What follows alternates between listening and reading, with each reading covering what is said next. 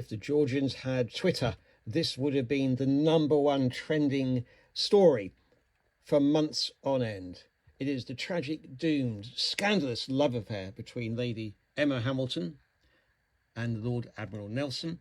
And there's a horrifically nasty cartoon about this on display in the Maritime Museum in Portsmouth that I'm going to show you now. This rather unpleasant looking cartoon describes the greatest love affair of its time between Lord Admiral Nelson and Lady Emma Hamilton.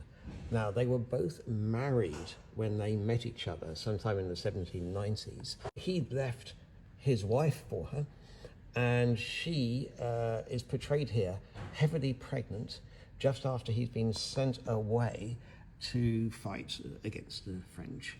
And it's referencing an ancient Roman story, the story of Dido and Aeneas. And you can see here they call it Dido in Despair. Dido was the Carthaginian queen who fell in love with Aeneas, the Trojan hero, but he deserted her on the orders of the gods and left her to commit suicide in the Aeneid, Book 4.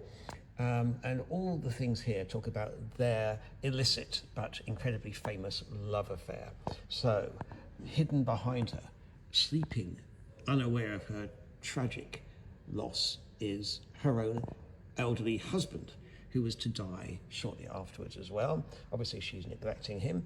And all the objects around the floor of her bedroom refer to classical allusions to their affair.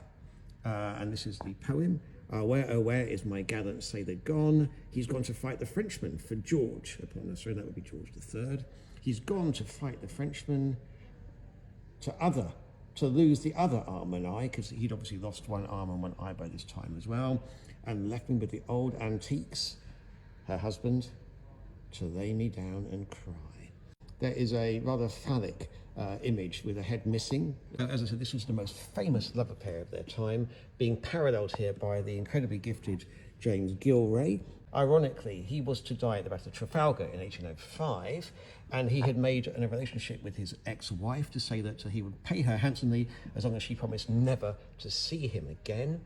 But also, Lady Emma Hamilton herself died destitute and in poverty in Calais in 1815. And this is a really unfortunate and sad depiction of her. She was an incredibly beautiful woman in real life, but Gilray made a whole series of cartoons bringing out massive grotesques of various people, which he was famous for.